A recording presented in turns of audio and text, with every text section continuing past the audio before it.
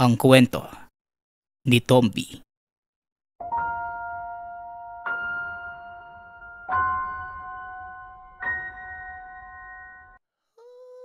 Ang kwentong ito ay mula sa isa nating tagapakinig na itago na lang natin sa pangalang Kalo.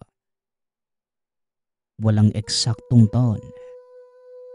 Probinsya ng Bukidnon. Basagulero, manginginom at babaero. Yan ang katangian na meron ang biyudong si Kalo. Sa edad na 40 anyos, binawian ng buhay ang asawa ni Kalo. Dahil sa labis na sakit na naramdaman, mas pinili nito na maging miserable ang buhay. Dahil nais itong mapaaga na ang pagkamatay upang muli niyang makasama ang mahal na asawa sa paraiso. Ngunit sadyang mapaglaro pala ang daigdig dahil iba pala ang plano ng tadhana para sa binata. Isang araw, habang naglalakad si Kalo sa kalsada ng mag-isa, bigla siyang tinamaan ng isang motorista na hindi nag-iingat. May dala itong mga alak na binili. Nalaglag si Kalo at nasugatan na malubha. Dahil sa mga sugat sa katawan, nahirapan itong huminga. Kaagad itong dinala sa ospital. Inasikaso naman siya ng mga doktor at nurse. Sa pagkakataong yon, sa pagkakahiga sa kama ng ospital, sumagi sa isipan ang lahat ng mga pagkakataon na pinagsisihan niya ang mga gawi at pag-uugali. Naisip niya kung gaano kalungkot ang buhay at gaano kasama ang mga desisyon. Halos ikamatay na ni Kalo ang mga nangyari sa kanya. Hinanda na niya ang sarili. Ngunit nakaligtas ito mula sa kamatayan. Nang bumisita ang isang pari sa ospital at nagbigay ng panalangin sa bawat pasyente, unti-unting bumukas ang puso ni Kalo sa posibilidad ng pagbabago at pagbabalik loob sa tamang landas. Sa tulong ng pananampalataya at pagtanggap sa mga pagkakamaling nagawa, nagsimula siyang magbago at baguhin ang mga gawi. Ng mga sumunod na araw, patuloy na pinagsisikapan ni Kalo na maging mabuting tao at mabuting mamamayan. Sinimulan niyang iwasan ang bisyo, naghanap ng trabaho, at nagsikap na maging mabuting halimbawa sa iba. Hanggang sa isang araw, habang naghahanap ng mapapasukan ay nakilala niya si Mang Henry at napangiti ito kay Kalo. Ang hirap maghanap ng trabaho, ano? May iaalok ako sa'yo. Baka gusto mong magbantay ng aking taniman sa bukid. May bahay ako doon at maaari kang tumuloy. Sasahuran kita at libre na ang pagkain mo. Wika ni Mang Henry. Natuwa naman si Kalo. Napag-isipan niya ang alok ni Mang Henry at tinanggap ito ng walang pag-aatubili. Sa bagong trabaho bilang bantay ng taniman, natutunan niya ang halaga ng sipag, tiyaga at pagmamalasakit sa kalikasan. Noong una ay hindi pa sanay sa bagong buhay na meron si Kalo. Ngunit kalaunan, nasanay na din ang binata. Sa loob ng ilang buwan, naging masigla at produktibo si Kalo sa bagong gawain. Hindi lamang siya nakakatulong sa pagpapalago ng mga halaman at gulay, kundi nakakapagbigay rin siya ng inspirasyon at motibasyon sa iba. Dahil sa determinasyon at dedikasyon, nakilala si Kalo bilang isang mapagkalingang bantay ng taniman at mabuting kaibigan sa komunidad.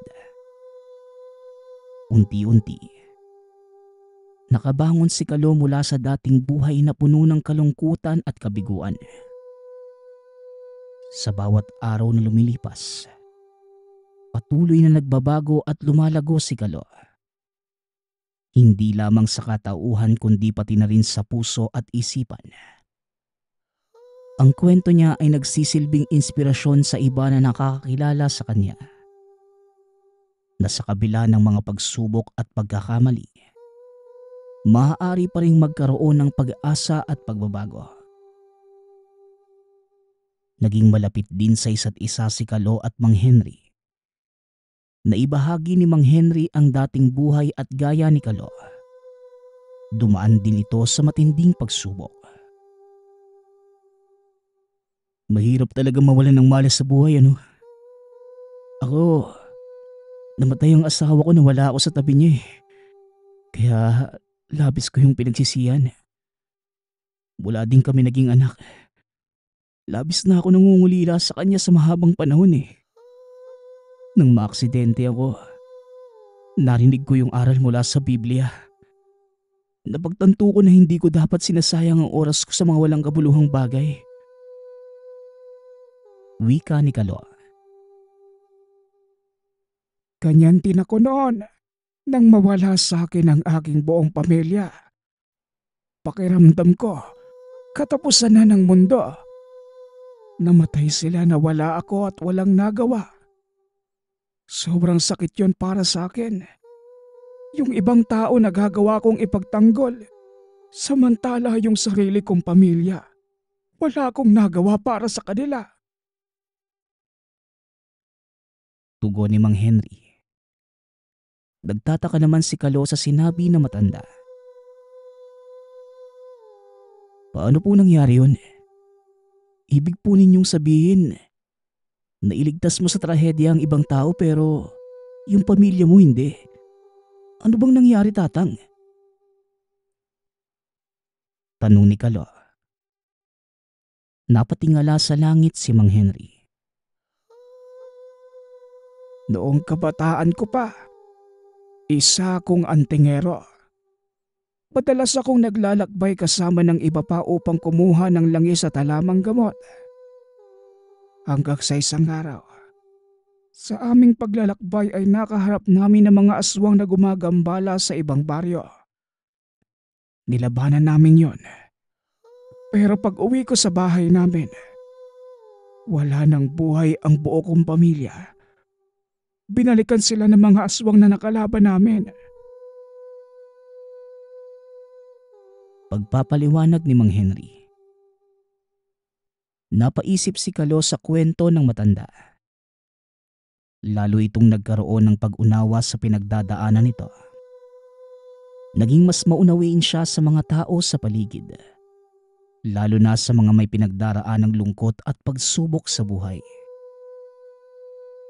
Sa bawat sandali, mas lalo pang tumitibay ang samahan ni Kalo at Mang Henry. Hindi lamang sila naging magkatrabaho sa taniman, kundi naging matalik na kaibigan at tagusuporta sa isa't isa sa hirap at ginhawa. Mula sa kanilang mga kwento at karanasan, natutunan nilang harapin ang buhay nang may lakas ng loob at tiwala sa sarili. Sa tulong din ng isa't isa, pati na rin ang kanilang pananampalataya. Unti-unti nilang nalampasan ang kanilang mga pagsubok at nakahanap ng bagong layunin at kahulugan sa buhay. Sa pagtutulungan at pagkakaibigan ng dalawa, hindi lamang sila nagtagumpay sa pagtatanim ng mga halaman at gulay, kundi nagtagumpay rin sila sa pagtanggap ng bagong simula at pagbabago sa mga buhay. Hanggang sa naisipan ni Kalo na maging katulad ni Mang Henry. Paglingkuran ang mga tao at ipagtanggol sa kasamaan. Lumapit ito sa matanda. Natuwa naman si Mang Henry nang sabihin ng binata na nais nitong matuto. Naisipan ko lang, iilan na lang kasi ang may pakialam sa kanilang kapwa eh. Nais ko pong maging kagaya nyo. Ang maglingkod po at ipagtanggol ang mga nangangailangan. Wika ni Kalo. Pero Kalo, hindi madali ang aking tungkulin. Maraming pagsubok na darating sa'yo. Kailangan handa ka sa bawat hamon ng tadhana. Tugon ni Mang Henry. Ngunit walang takot at determinadong pumayag si Kalo na harapin ang mga pagsubok na naghihintay sa kanya. Sa gabay at tulong ni Mang Henry, nagsimula si Kalo sa bagong misyon upang maglingkod sa mga nangangailangan at ipagtanggol ang mga inosente laban sa kasamaan. Sa bawat araw, nag-aaral si Kalo ng mga pamamaraan ng pagiging antingero at pagtuturo sa kanya ni Mang Henry. Patuloy siyang hinuhubog bilang isang tagapagtanggol at tagapagligtas ng inaapi at nangangailangan. Sa bawat tagumpay at pagsubok na kanilang hinaharap, mas lumalim pa ang pagkakaibigan ni Kalo at Mang Henry. Nagiging inspirasyon sila sa isa't isa at sa kanilang komunidad. Patuloy na naglilingkod sa ngalan ng kabutihan at pagmamahal. Habang naglalakbay sa kanilang mga tungkulin bilang mga antingero, mas lalo nilang natuklasan ang halaga ng pagkakaroon ng tapat na puso at matatag na paninindigan. Sa bawat sandali, patuloy silang nagtitiwala sa Diyos at isa't isa, handang harapin ang anumang hamon na dumating sa kanilang buhay. Sa pagtatapos ng araw, nagpapasalamat sila sa biyayang kanilang natatanggap at sa pagkakataong makapaglingkod sa kanilang kapwa. Hanggang sa isang gabi, habang abala na nagmumuni-muni sa gitna ng gabi, nakarinig ng malakas na sigaw ang magkaibigan. Mabilis pinuntahan ng dalawa ang lugar upang tignan kung ano nga ba ang nangyayari at sa puntong yon, nakita nila ang isang babaeng nagdadalang tao. Sugatan ito at duguan at lalapain na sana ng isang malaking baboy ramo. Isang aswang. Mabuti na lamang ay dumating ang dalawa at kagad kinalaban ang aswang. Sa pagtutulungan ng dalawa, kagad naman nilang napatay ang nilalang. Kinuha nila ang babae upang gamutin sa tahanan ni Mang Henry. Dahil sa kaalaman sa panggagamot at abilidad sa pagpapagaling, nagawa nilang maalagaan ang sugatang babae. Sa loob ng ilang araw ay unti-unti itong bumalik sa kanyang kalusugan. Nagpasya si Kalo na maging matulungin at maglingkod sa komunidad ng higit pa. Sa bawat araw, patuloy silang nagtutulungan ni Mang Henry upang labanan ang kasamaan at protektahan ang mga inosente laban sa mga panganib. Ang kanilang pagiging antingero, hindi lamang tungkol sa pagpapalayas ng masasamang espiritu, pati na rin ng masasamang elemento, kundi para na rin sa pagtulong sa mga nangangailangan at pagpapalakas ng kanilang komunidad. Sa bawat tagumpay at pagtanggap ng mga hamon, patuloy nilang pinapalakas ang kanilang samahan at tinuhubog ang kanilang mga kasanayan, pati na rin ang kahandaan sa anumang laban na kanilang kakaharapin. Sa pamamagitan ng bayanihan, patuloy silang nagiging inspirasyon sa kanilang kapaligiran. Nang gumaling na ang babae, labis itong nagpapasalamat kay Kalo at binigyan ito ni Mang Henry ng pangontra. Labis ang ligayang naramdaman ni Kalo dahil nakatulong sila sa kapwa, ngunit ang pagtulong na ginawa, yun pala ang magdadala sa kanila sa kapahamakan. Lumipas ang ilang araw, linggo at buwan. Naging tahimik na ang buong baryo. Inakala nila Kalo na nagapi na nila ang mga aswang, ngunit naghihintay lamang pala ang mga ito ng tiyempo para gumanti. Hanggang sa isang araw, nagpasya si Kalo na dumalaw sa libingan ng asawa, pati na rin sa mga magulang na matagal na niyang hindi nakita. Mang Henry, babalik din po kaagad ako dito bago gumabi. Saglit lang naman po kila nanay eh. Tsaka dadalawin ko lang din po sa puntod ng asawa ko. Ayoko nang umiyak eh. Wika ni Kalo. Dako, kahit tagalan mo pa ayos lang. Minsan ka na nga lang dumalaw eh. Sulitin mo na't panigurado. Namimiss ka na ng mga magulang mo. At kung ako naman ang asawa mo, dako magtatampo ako sa'yo. Bueno sige, mag-iingat ka sa biyahe mo. Tugon ni Mang Henry. Naku, wala na din naman ang mga magulang ko eh. Kasama na sila ng Diyos. Gaya ng asawa ko kaya nga saglit lang ako doon. Muling wika ni Kalo. Napakamot na lamang sa ulo si Mang Henry. Dako, hindi ko alam ha. Pasensya na. Wala ka na nga palang pamilya at nakaligtaan ko.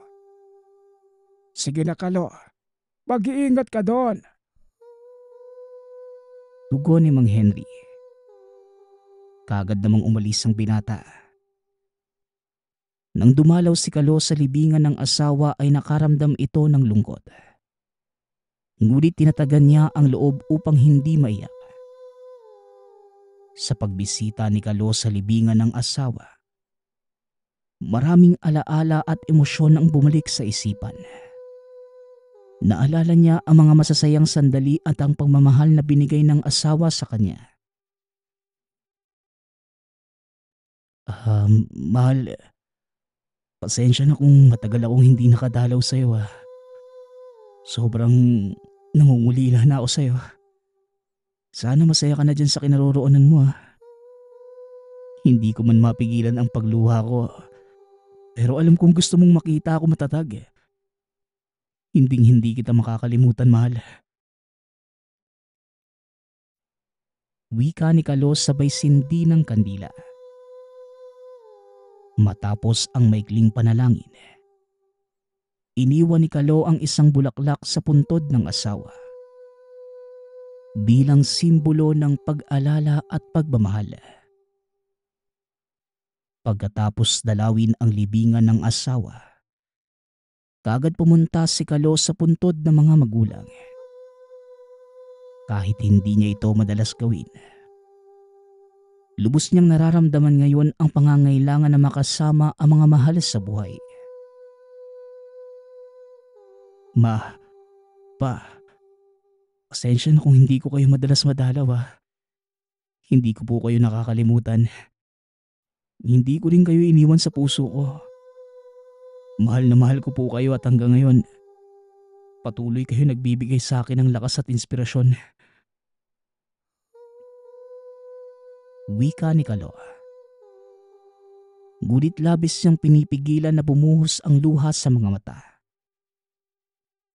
Nang matapos ang panalangin, iniwan din ni Kalo ang ilang bulaklak sa puntod ng mga magulang bilang tanda ng paggalang at pagmamahal.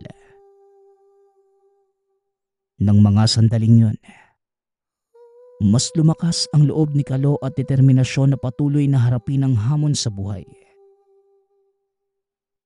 Matapos na madalaw ang mga mahal sa buhay, kaagad umuwi si Kalo ngunit laking pagtataka ng binata. Dahil bukas ang pintuan at nabasag ang ilang paso. Kaagad na kinabahan si Kalo dahil iba ang pakiramdam niya.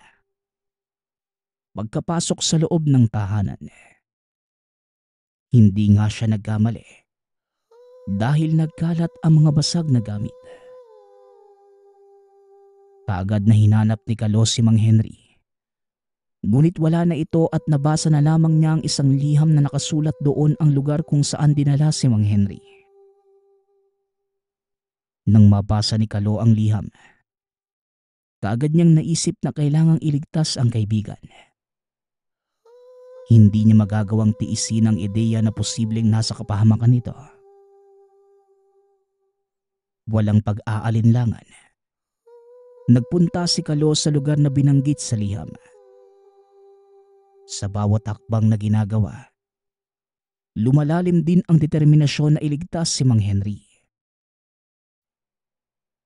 Nang makarating sa mismong lugar, nakita niya ang isang lumang bahay na tila napabayaan na ng panahon. Hindi nag-atubiling pumasok si Kalo. Handang harapin ang anumang pagsubok upang iligtas ang kaibigan. Sa loob ng bahay na yon, nakita niya si Mang Henring nakatali sa isang upuan at may sugat sa ulo.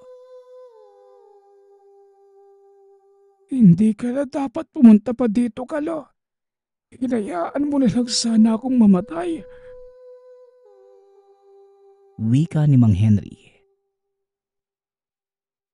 Mang Henry, anong nangyari sa'yo? Hindi naman pwedeng pabayaan kita eh. Kaibigan kita kaya syempre. Ililigtas kita't lalo't alam kong nasa panganib ka. Tugon ni Kalo habang kinakalas ang tali. Kalo, salamat at tumating ka. Hindi ko inaakala na may mga aswang na mananakit sa akin. Kailangan kong itago ang mutya sa bukid upang hindi nila makuha. Wika ni Mang Henry. Huwag ka mag-alala, Mang Henry. Hindi naman yun ang mahalaga eh. Ang importante makaligtas at makatakas tayo dito. Tugon ni Kalo. Sa pagkakataong yon, mas lalong lumakas ang samahan ng dalawa. Handa silang harapin ang mga aswang upang mapanatili ang kapayapaan at kaligtasan sa baryo. Ilang sandali pa ang lumipas. Dumating na ang aswang na si Isme. Pumapalakpak pa ito at nanlilisik ang mga mata habang nakatitig sa magkaibigan. Andito na pala ang aking mga bayani. Alam niyo ba dahil sa iyong pagiging pakilamero, namatay ang aking anak. Siya lang naman ang pinatay niyo matapos niyong iligtas ang buntis na babae. At ngayon, kayo naman ang papatayin ko. Ipapalapa ko kayo sa aking mga gutom na kasamahan. Pero pahihirapan ko muna kayo. Wika ni Isme. Napaatras ang dalawa. Ngunit determinado silang manaig laban sa kasamaan. Sa kabila ng takot, hindi nagpatalo si Kalo at si Mang Henry. Handa silang ipagtanggol ang sarili laban sa aswang na si Isme. Nagsimula silang makipaglaban kay Isme at sa iba pang mga aswang. Subalit, hindi ito naging madaling laban sa dalawa. Dahil sa lakas at kapangyarihan ng aswang. Ngunit hindi sila sumuko at patuloy lamang sa pakikipaglaban. Sa dami ng kalaban ay nasugatan sa iba't ibang parte ng katawan ang dalawa. Ngunit hindi pa rin sila nagpatinag. Hanggang sa nagdasal si Mang Henry sa mutyang pinangangalagaan upang gabayan. At sa ilang pag-atake ay sa wakas, nasugatan nila si Isme. Bigla nilang naglaho ang mga aswang na nasa paligid at tila nagkaroon ng pagkakataong tumakas. Ngunit hindi hinayaan ni Kalo na makatakas ang mga aswang. Hinabol niya ang mga ito at pinaslang. Nang puputulin na sana nila ang ulo ni Isme, bigla na lamang itong nagmakaawa. Pasensya na mga kaibigan. Nabulagan lamang ako nang patayin niyo ang anak ko. Nais kong humingi ng tawad sa inyo. At sana, bigyan niyo ako ng pagkakataong magbago. Wika ni Isme. Ngunit hindi pumayag si Mang Henry. Hinawakan nito ng mahigpit ang itak at tatagain na sana sa leeg ang aswang. Ngunit pinigilan siya ni Kalo at sinabing hindi naman masama na magbigay ng pangalawang pagkakataon. Katulad niya, may pag-asa pang magbago si Isme. Sa kabila ng mga pagdududa ng dalawa, nagpasya pa rin si Kalo na magbigay ng pagkakataon kay Isme na baguhin ang buhay.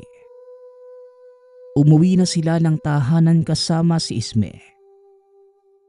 Ginamot nila ang mga sugat nito at kagad nakatulog. Kinabukasan, "Maraming salamat dahil binigyan niyo ako ng isa pang pagkakataon para magbago," wika ni Isme. "Lahat naman tayo may karapatang bigyan ng pangalawang pagkakataong magbago eh," tugon ni Kalo. At sana naman, hindi mo sayangin ang pangalawang pagkakataong binigay namin sa'yo. Huwag na huwag mong sisirain ang pagtitiwala namin. Dagdag ni Mang Henry. Ng mga sumunod na araw, naging maingat si Isme sa bawat kilos at wala ding nakaalam na isa itong aswang. Sa unang tingin, tila nagbago na si Isme at naging mabuti dahil sa mga gawa nitong ikabubuti ng mga kabaryo. Ngunit sa likod pala ng mga ngiti at pakikitungo, patuloy pa rin siyang nagtataglay ng kasamaan sa puso. Ng mga sumunod na araw, unti-unti niyang pinaplano ang paghihigante. Ginamit niya ang mga impormasyon at oportunidad na binigay sa kanya ng magkaibigan upang maisakatuparan ang masamang balak. Tanging panahon lamang ang inihintay ko para mabawi ko ang kapangyarihan at muling maghari sa bayang ito. Kapag dumating ang araw na yon, umanda kayo sa akin. Wika ni Isme sa sarili, habang patuloy sa pagpapanggap sa harap ng mga taong nagbibigay sa kanya ng pagkakataong magbago. Lingid sa kaalaman ng magkaibigan, ang kapayapaan ng bayan ay muling nasa bingit ng panganib. At ang magkaibigan na si Kalo at Mang Henry ay hindi pa rin alam ang mga pagsubok na kanilang kakaharapin. Iniisip ng mga ito na tuluyan na nagbago si Isme. Ngunit mali sila ng akala dahil mas lalo lamang itong sumama. Inaral ng aswang ang mga kakayahan ni Kalo at Mang Henry, maging ang kanilang kahinaan. Hanggang sa isang araw, nagbigay ng babala ang mutyang pinangangalagaan ni Mang Henry kaya kagad nitong kinausap si Kalo. Kalo, tama kayang binigyan natin ng isa pang pagkakataon si Isme. Nagbigay ng babala sa akin ng mutya at nasa panganib muli ang ating baryo. Wika ni Mang Henry. Nang marinig ni Kalo ang babala mula sa mutya na sinasabi ni Mang Henry, kagad siyang nag-alala. Nalaman nila na ang pagbibigay ng pagkakataon kay Isme ay isang malaking pagkakamali at muling nagdulot ito ng panganib sa bayan. Mukhang tama ka, Mang Henry. Hindi natin dapat basta-basta pinagkakatiwalaan ng isang aswang. Tuso ang gaya ni Isme. Mabuti na nga lang binalaan tayo ng mutya bago pa mahuli ang lahat. Kailangan nating gawin ang lahat para protektahan ng baryong ito.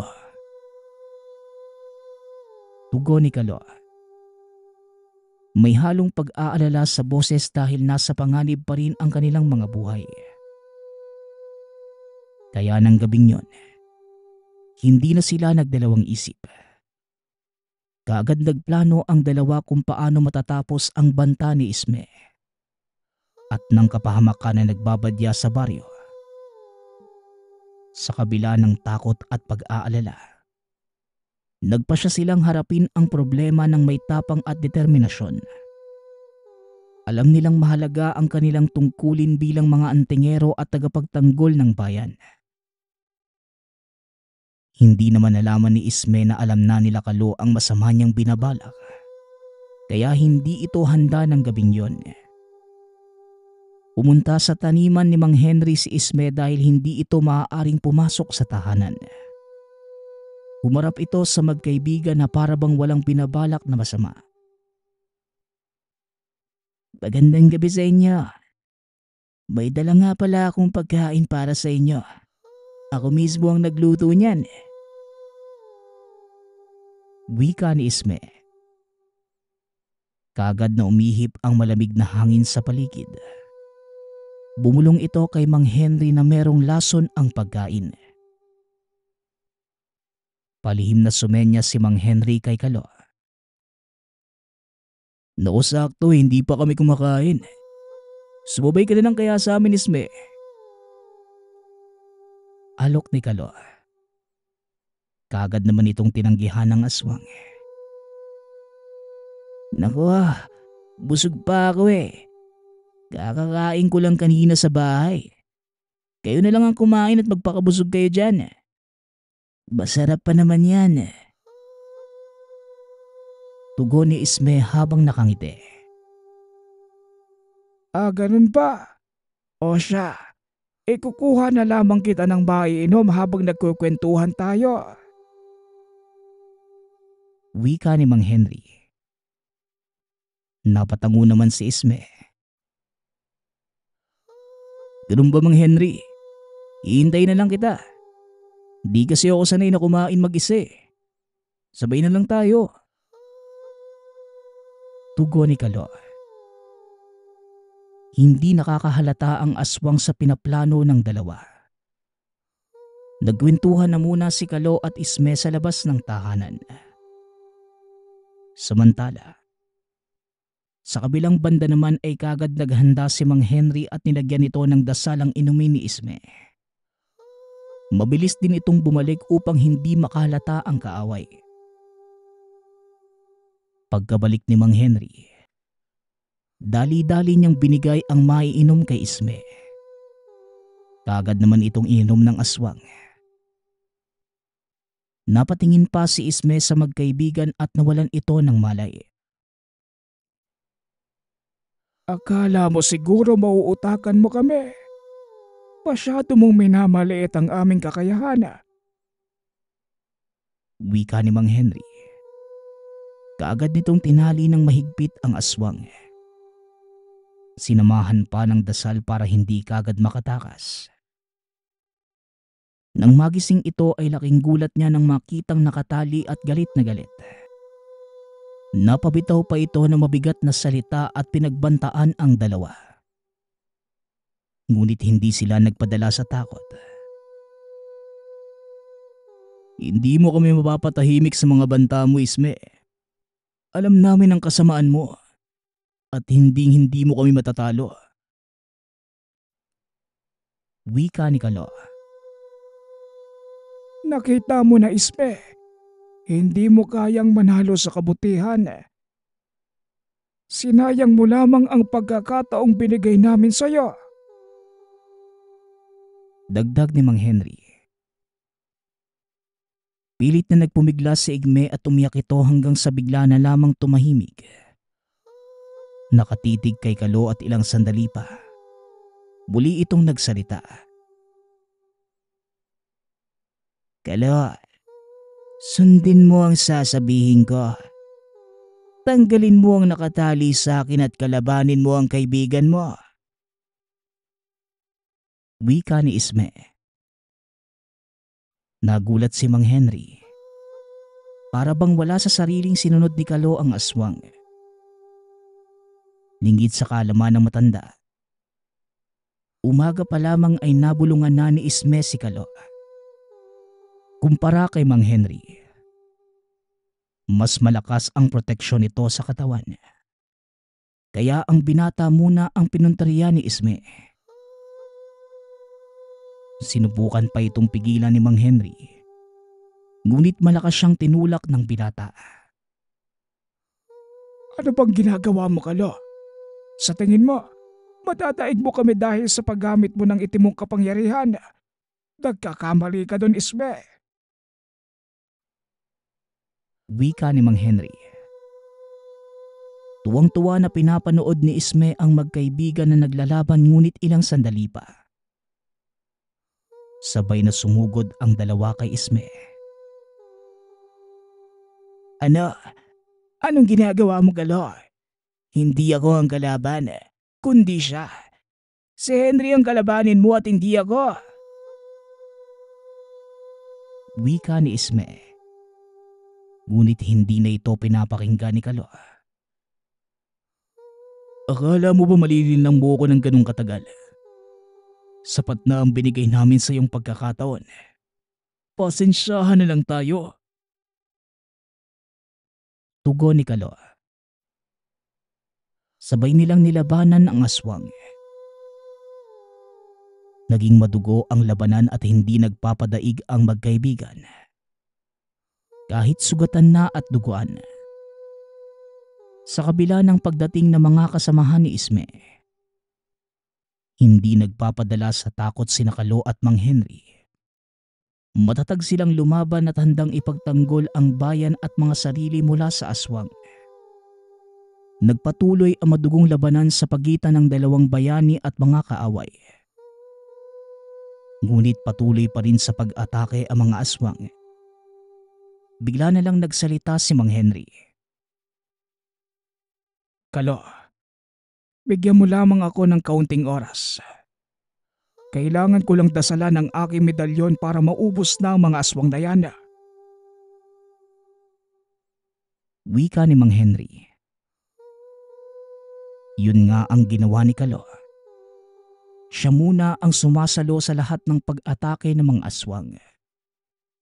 Habang si Mang Henry naman, patuloy lamang sa pag-uusal at pagpapalakas ng medalyon. Hanggang sa nakita ng matandang napaluhod na si Kalo. Sakto namang tapos na ang matanda sa pagpapalakas ng tangan. Iniangat niya ang medalyon. Nagulat na lamang si Kalo nang unti-unting nalulusaw ang mga aswang. Doon lamang nakita ni Kalo. Hawak ni Mang Henry ang tres picoroma na pinuno niya ng dasal. Hindi na nakakilos ang mga aswang. Hanggang sa unti-unti na lang naging abo ang mga ito. At wala nang natira. Tumayo si Kalo. Niyakap niya ang matanda at nagpasalamat. Dahil sa liwanag ay naalarma ang mga kabaryo. Nakita nila ang dalawang sugatan. Hindi naman nagdalawang isip ang mga ito na tulungan ang dalawa. Makalipas ang ilang linggo, humilom na ang mga sugat ng magkaibigan. Patuloy pa rin ang dalawa sa pagiging antingero at tagatugis ng aswang. Magpasa hanggang ngayon, hindi pa rin malilimutan ni Kalo ang lahat ng nangyari. Nang naging miserable ang buhay at nagbago ang lahat ng ito. Nang makilala si Mang Henry na isang albularyong antingero.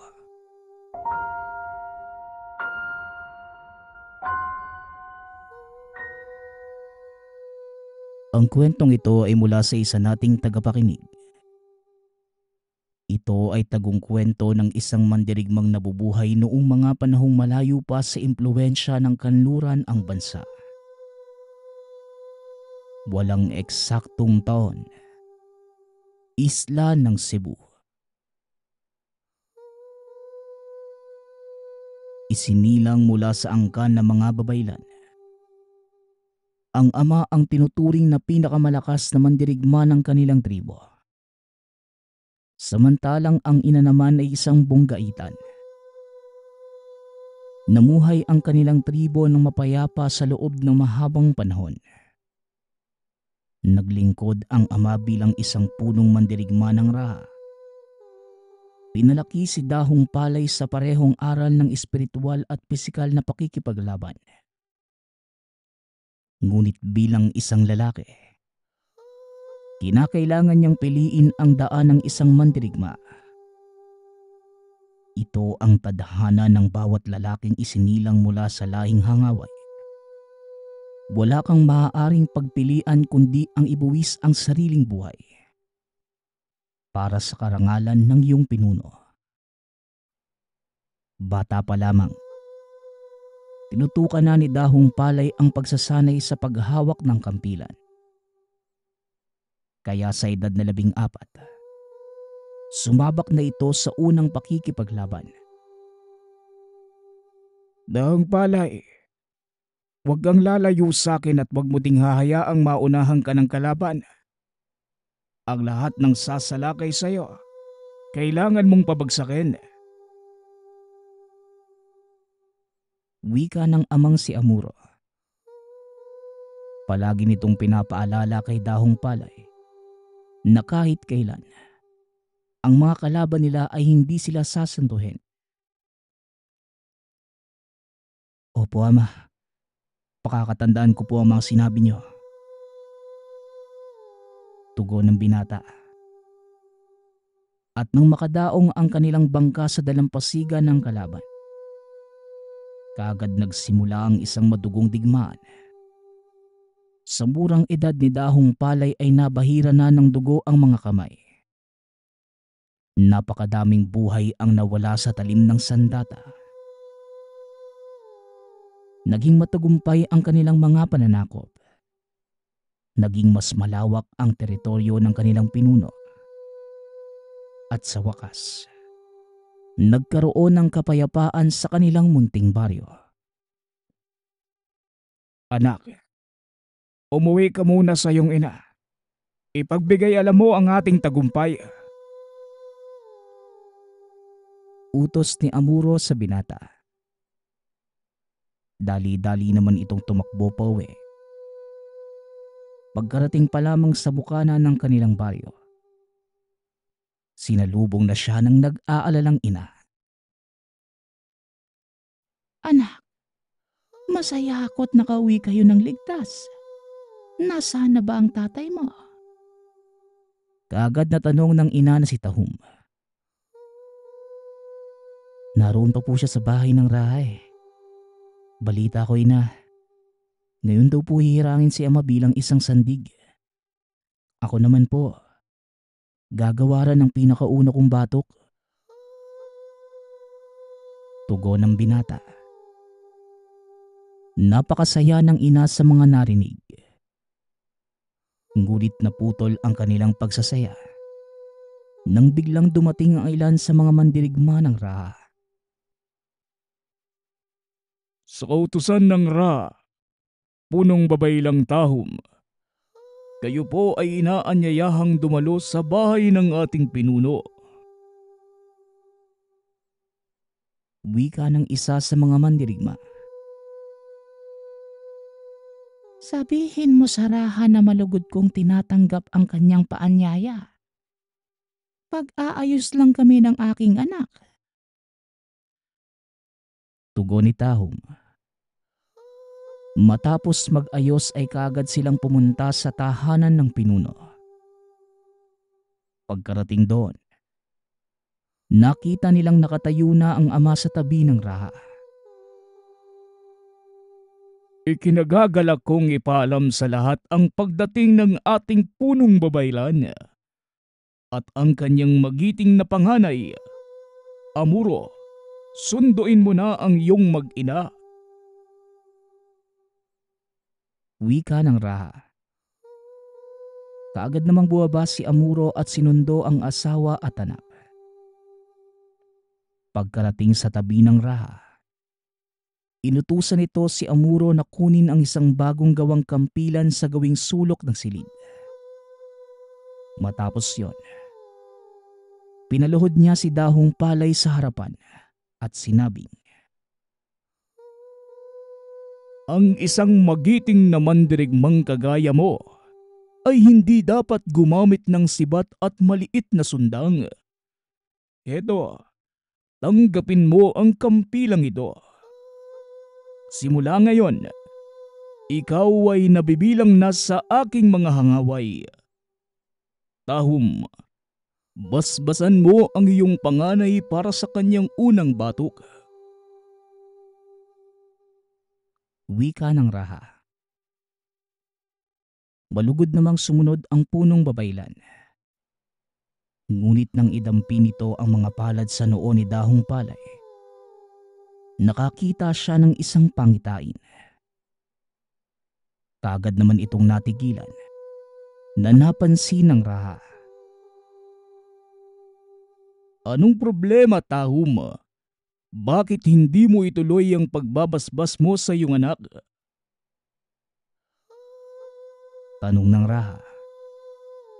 Kaagad namang tumugon si Tahum. Ipagpaumanhin mo aking Raha. Ngunit may nakita akong isang pangitain. Nakatayo ang aking anak sa gitna ng napakadaming bangkay. Hawak ang inyong kampilang pinagkaloob sa kanya. Isang matagumpay na digmaan kapunuan. Tugon ni Tahum na labis namang kinatuwa ng Raha. Simula ng gabing yon, dahil sa pangitain ni Tahum, tinutukan ng pansin ng Raha ang binata. Dahil wala itong anak sa halos lahat ng kanyang mga asawa. Dahong Palay, hindi malayong ikaw ang maging tagapagmana ko. Total kadugo ko naman ang ama mo. Wala akong nakikitang dahilan para hindi ka maging karapat-dapat. At sa kasalukuyan mong gulang, napakabagsik mo ng mandirigma. Ito ang isa sa pinakamahalagang katangian ng isang pinuno. Pagpapaliwanag ng Raha habang naglalakad sila sa dalampasigan. Kung ang pagiging magaling na mandirigma ay isa lamang sa katangian, ano pa po ba ang iba, kapunuan? Tanong ni Dahong Palay. Pusong mapagmahal sa lupaing tinubuan at sa mga tao nito. Pati na din ang talino sa pagpapalakad ng iyong nasasakupang teritoryo. Iyan ang mga katangiang dapat taglayin ng isang pinuno, Dahong Palay. Kaya ano pa ang ginagawa mo dito? Puntahan mo na ang iyong ina. Magsisimula na ang iyong aralin sa baybayin. Tugon ng Raha. Pinagigiliwan ng lahat ng nasasakupan si Raha Maisog. Dahil sa kabila na mabagsik nitong anyo, napakalaki din ng puso nito lalo na sa kanyang mga nasasakupan.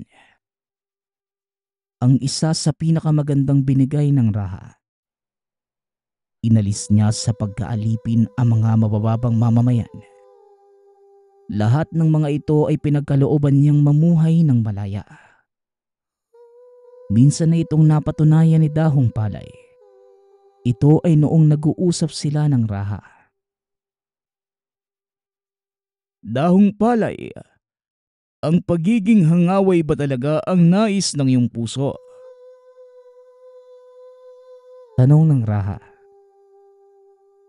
Halos mapilaukan naman si Dahong Palay dahil kasalukuyan siyang umiinom ng sabaw ng niyog na iniabot sa kanila ng mga taong bayan.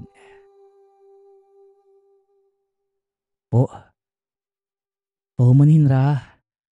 Pero saan naman po nanggaling ang katanungang yan? Ang ama ko ay isang hangaway at ngayon, isa ng sandig niyo, kapunuan. Nasa ugat ko po ang dugo ng isang hangaway. Nakatadhana po ako maging isang mandirigma. Tugon ni Dahong Palay. Oo nga, at nasa dugo mo ang pagiging hangaway. Ngunit nakalimutan mo bang ang iyong ina ay isang babaylan? Hati ang dugo mo, Dahong Palay. Ngayon, pinagkakalooban kita ng pagkakataong mamili. Hanapin mo muna ang iyong sarili. Wika ng Raha. Kaagad namang sinunod ng binata ang utos nito. Ngunit napagtanto niya na hindi pala ganun kadali ang mamili. Nasabi na lamang niya sa sarili na minsan hindi rin pala maganda ang kalayaan. Sa paglipas ng mga taon, nagpatuloy ang binata bilang isang mandirigma ng raha. Maraming laban na din ang dinaluhan niya. Isa na dito ang paggapi nila sa mga piratang Malay. Pinamumunuan ito ng isang datu na nagngangalang Kali Kulafu. Malayo pa lamang ay natanaw na ng mga tagabantay sa karagatan ang mga balangay na paparating. Kaagad nilang nakilala ang mga ito dahil na din sa layag na kulay itim. Kaagad nilang inalarma ang raha. Nagtipon ang mga mandirigma nito sa dalampasigan upang salubungin ang mga mananakop. Nang makadaong ang mga ito, kaagad na bumaba ang kanilang pinuno. Sinalubong naman ito ng kampo ni Raha Maisog sa pamumuno ng ama ni Dahong Palay. Nasaan ng iyong pinuno? Iharap niyo sa akin si Raha Maisog.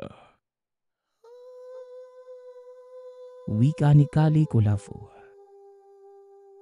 Kaagad namang naglakad papunta sa unahan ang Raha at sinabing, Nandito ako. Anong kailangan mo sa akin, pirata? Bakit ka naparito sa aking sakop? Kaagad na tanong ng Raha. Tuwira namang sumagot ang datu ng kalaban. Simple lang. Gusto kong patunayan sa iyo na kahit ang pinakamalakas na raha ay kaya kong pabagsakin at paluhurin sa aking paanan. Tugon ni Kali Kulafu. Kaagad nag-init ang ulo ni Raha Maisog. Binunot niya ang kampilan at binigay ang hudyat sa mga mandirigma.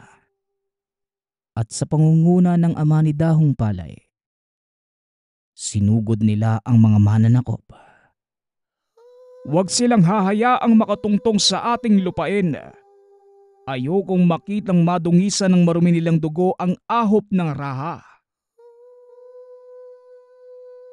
Wika ni Tatay Amuro. Nang mga panahong yon, nakatayo ang binata sa tabi ng raha.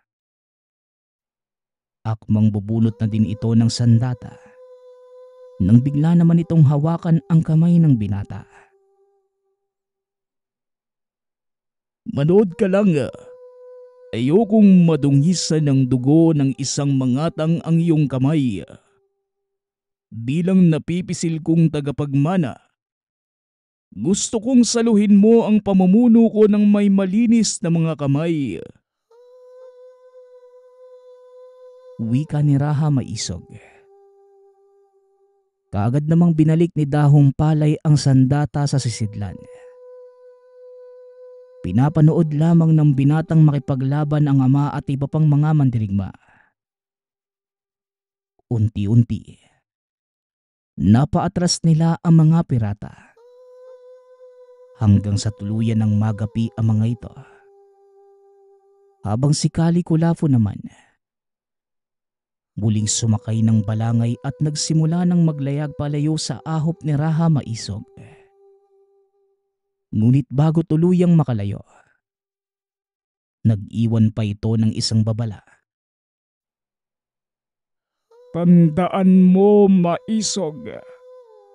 Patuloy akong babalik para sa ulo mo. Banta ni Kali Kulafu.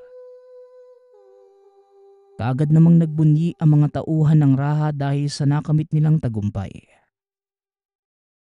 Kahit na may mga sugatan sa kanilang panig, masaya ang mga ito dahil nagawa nilang itaboy ang mga mananakop.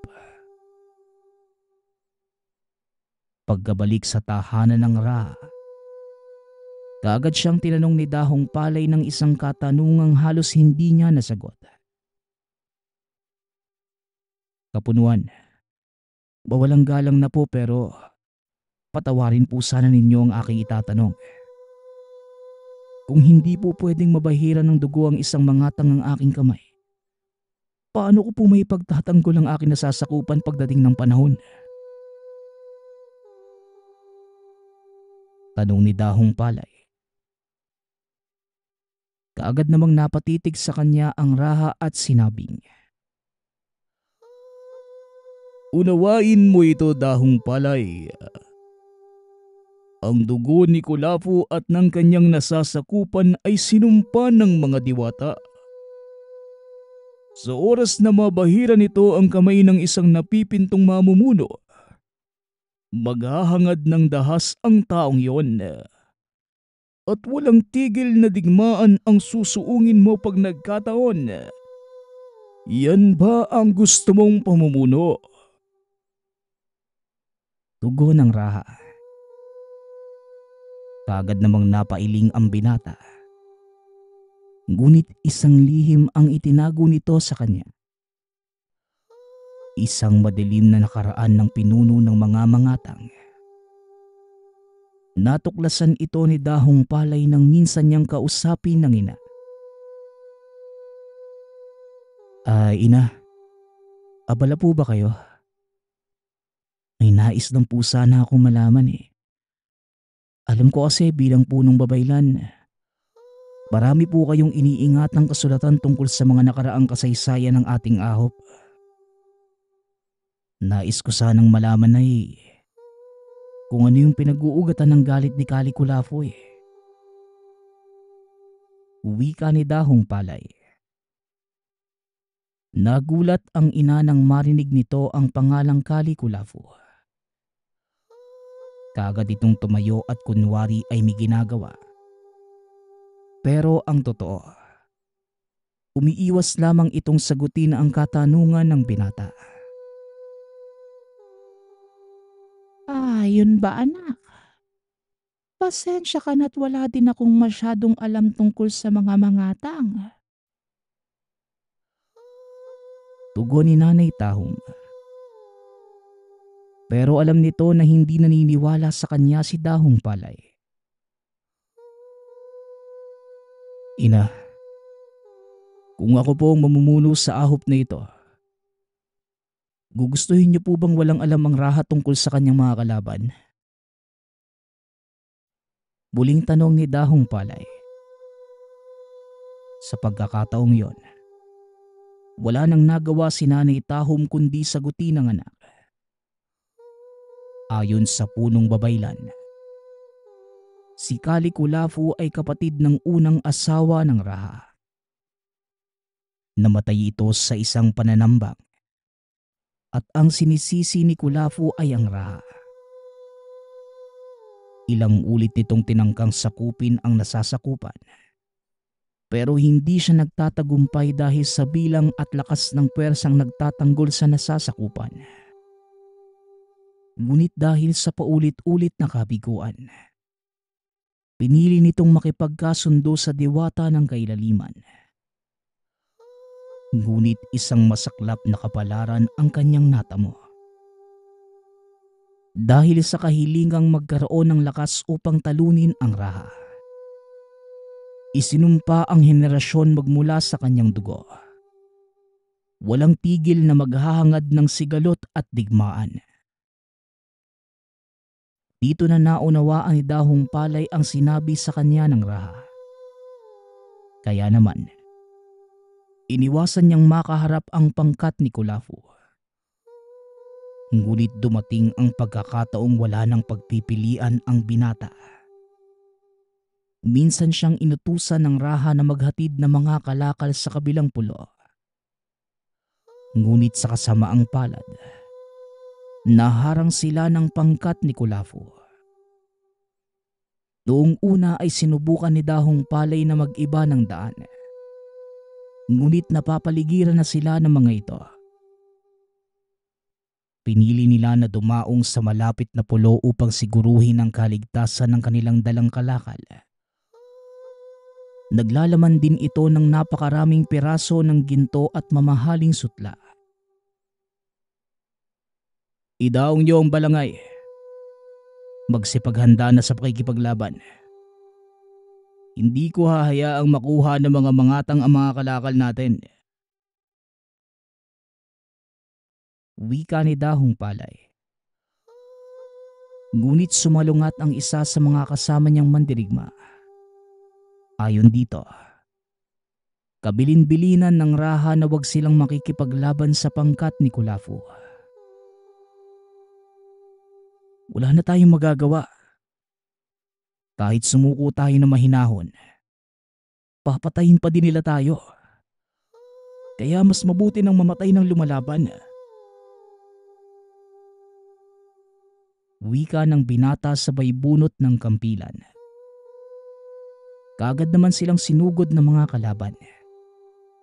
Ngunit ang pinagtataka ng binata, ni hindi man lang siya nilalapitan ng mga mangatang at sa halip, umiiwas ang lahat sa kanya. Kaya pinili niyang magmasid sa paligid. At laking gulat ng binata dahil bigla na lamang may tumadyak sa kanya mula sa likuran. Napasubsob ang binata sa buhangin. At nang iangat ni Dahong Palay ang kanyang paningin, nakita niyang nakaamba ng pagtagas si Kulafu. Dali-dali siyang umiwas at tinulak ang datu palayo sa kanya. Sinugod siya muli ni Kulafu at sa pagkakataong yon, nasangga niya ng kampilan ang pagtaga nito.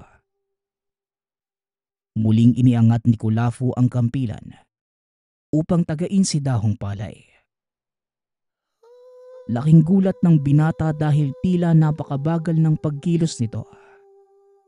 Kinuha niya ang pagkakataong yon upang undayan ito ng taga sa katawan, gamit ang likod ng kampilan. Nagulat ang datu at kagad nagtanong. Iniinsulto mo ba ako, binata? Bakit likod ng kampilan mo ang ginamit mo sa akin? Tanong ni Kulafu. Kaagad namang tumugon si Dahong Palay. Pasensya na pero hindi ko hahayaang mabahiran ng dugo mo ang aking mga kamay. Pero sisiguraduhin ko sa'yo, papaluhurin kita gamit lamang ang likod ng aking kampilan. Tugon ng binata sabay unday ng sipa kay Kulafu. Tinamaan nito sa dibdib. Naramdaman ng datu ang lakas na taglay ng binata. Maliban pa dito, talagang napakaliksing kumilos ni Dahong Palay. Hindi nga nagkamali ang tatay mo sa pagbigay sa iyo ng pangalan. Kasing bilis kang kumilos ng isang ahas. Wika ni Kulafu. Kaunting kaalaman. Ang Dahong Palay ay isang uri ng ahas na kadalasang kulay berde. Mabilis itong sumagpang ng biktima. At nagtataglay ito ng kamandag na kayang pumatay ng isang may gulang na kalabaw. Balik tayo sa kwento. Pasensya na pero hindi ang tatay ko ang nagbigay sa akin ng pangalan ko, kundi si ina.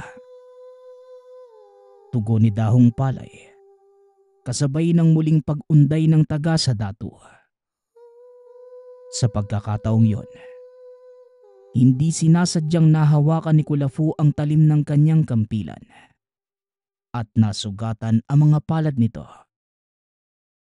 Umagos ang dugo mula sa sugat pababa sa kamay ng binata. Kaagad nitong binitawan ang kampilan at sinausaw sa tubig dagat ang kanyang mga kamay. Anong problema? Parang natatakot kang mamantsahan ang kamay mo ng dugo ng isang manghatang. Wika ni Kulafu sabay suntok sa binata.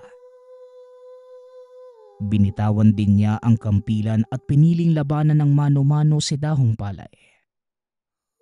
Sunod-sunod na suntok ang binigay niya sa binata, na mabilis naman itong naiilagan. Nang makita ng ibang mandirigma ang labanan ng dalawa, kaagad silang napahinto at pinili na lamang manood. Sunod-sunod ang pagpapalitan nila ng suntok, hanggang sa tuluyan ng mapabagsak ni Kulafu ang binata.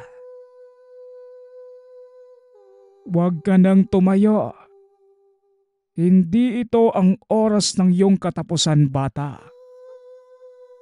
Umalis na kayo ng iyong mga kasamahan.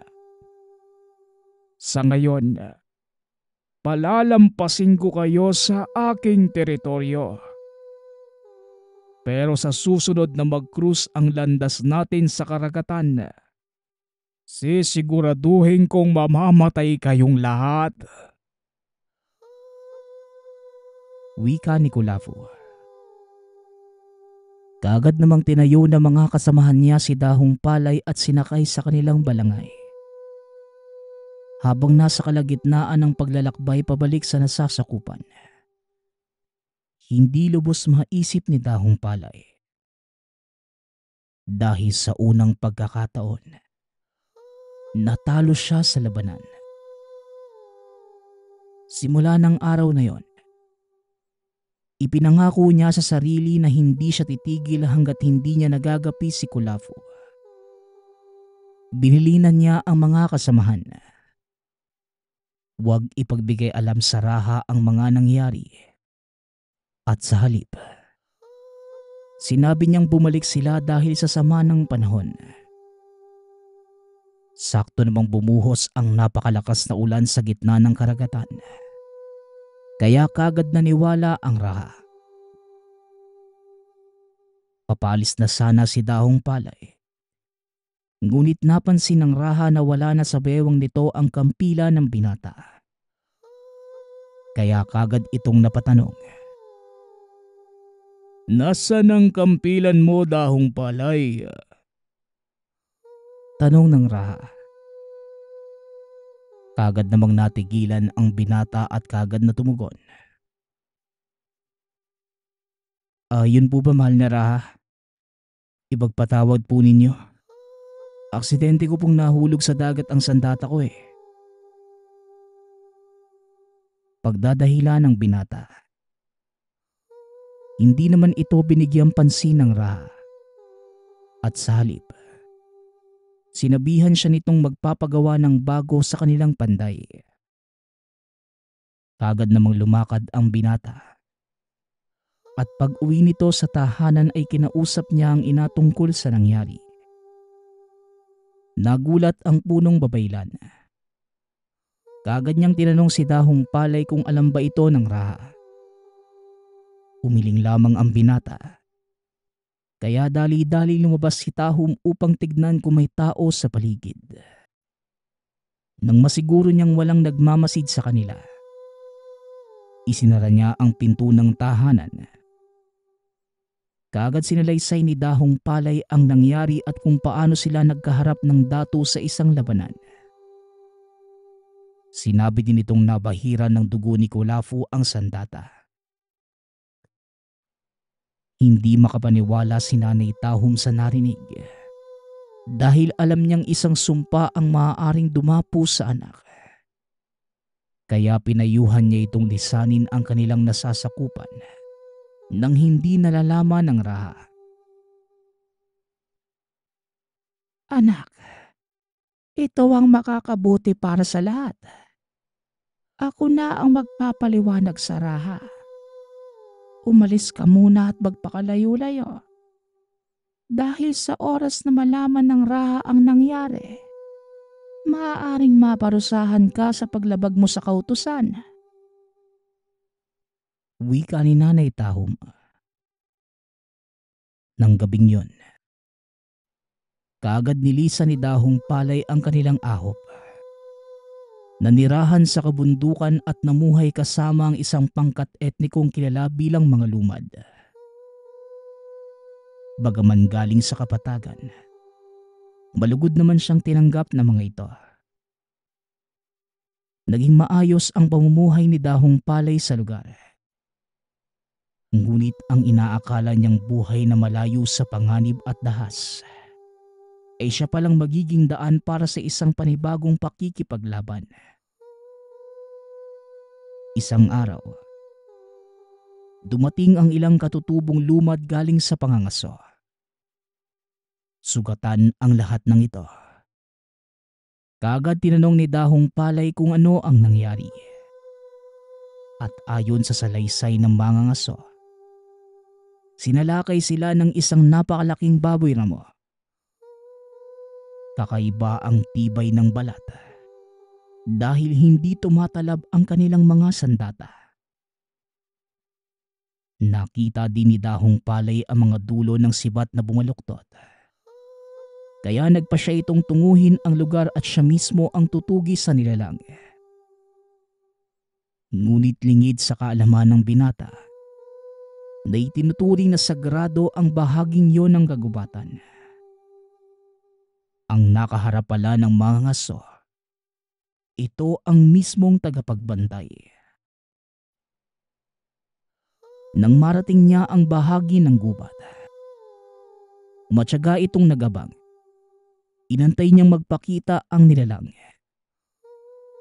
Ngunit pakagat na ang dilim, wala pa ding nagpapakita sa kanya. Nagpa siya na lamang itong umalis. Ngunit nang papatayo na sana ay nakarinig siya ng pag-angil mula sa likuran. Dahan-dahan siyang tumayo at natumba nang makita ang nilalang na gumagawa ng pag-angil. Isang malaking baboy ramo na halos kasing tangkad niya. Hindi makakilos si Dahong Palay na mga sandaling yon. Ang tanging nagawa na lamang niya ay marahang gumapang patalikod. Habang ang nilalang naman, unti-unti nang lumalapit sa kanya. Hanggang sa bigla siyang sinuwag gamit ang ilong na malaking baboy. Tumilapon ang binata.